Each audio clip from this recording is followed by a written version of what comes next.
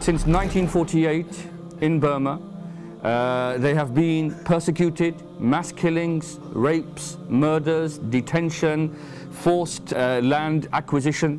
And the United Nations and all of the major human rights organizations in the world, they go to the extent of saying that the Rohingya are one of the most persecuted minorities in the whole world.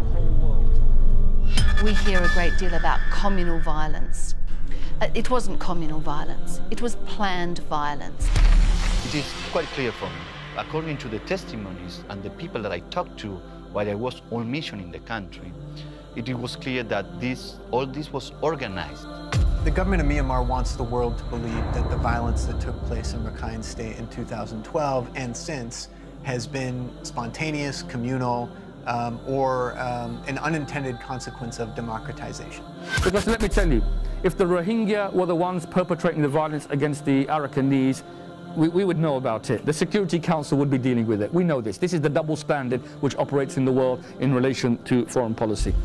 According to the UN report, there were consistent accounts that Rakhine from other areas were brought in to reinforce local communities prior to attacks. The internal UN report cited abuses committed not only by local Rakhine, but also state security forces, including the military, the border forces, and the police.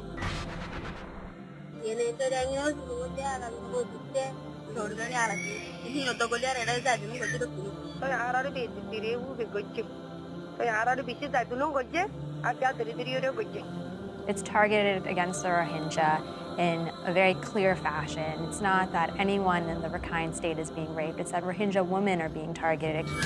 What happened in Mektela was a targeted attack on Muslims, not Rohingya, but Muslims who had been a part of the community in Mektela.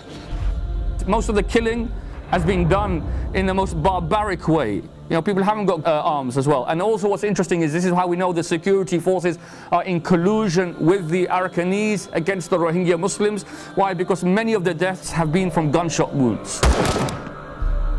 Perhaps the strangest and the most revolting part of this massacre was that it was filmed. It was filmed by perpetrators themselves to show how proud they were of what they were doing. You can see police there, present at the scene where people are being killed. And they're armed as police and they're not doing anything. The regime of Thein Sein is prepared to use the hate speech for the government's own ends.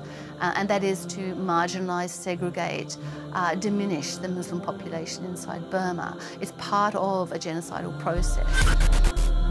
When I look at that document, what I see is government officials essentially trying to create a threat where a threat doesn't actually exist. When we see a document like that, we get very concerned that various authorities are working to incite violence against the Muslim population.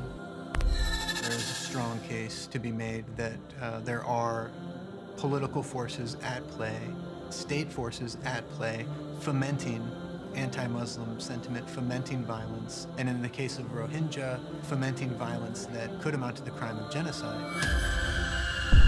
As you watch this, innocent people are being murdered in Myanmar. Whole villages are being burned to the ground. The Rohingya Muslims in Western Myanmar have been discriminated against for decades, but inter-community violence has surged over the last 2 weeks. A serious humanitarian crisis is imminent. According to UN sources, more than 140,000 people have fled to the border of Bangladesh, barely escaping with their lives. 400,000 Rohingya Muslims are still trapped in conflict zones in Western Myanmar at risk of serious humanitarian rights abuses. The Bangladeshi border camps are struggling to cope with the influx of refugees, and basic necessities like food, clean water, shelter and medical equipment are all in short supply. Overcrowding and a lack of sanitation facilities will create an environment ideal for the spread of disease. The time to act is now. Our brothers and sisters in Myanmar are experiencing unimaginable suffering. Thousands of families have been forced to leave everything behind after witnessing unspeakable horrors. For just £65, you can provide a hungry family with enough food for a whole month. Donate online at justgiving.com/Burma or visit www.taskforceglm.org. Make a difference today.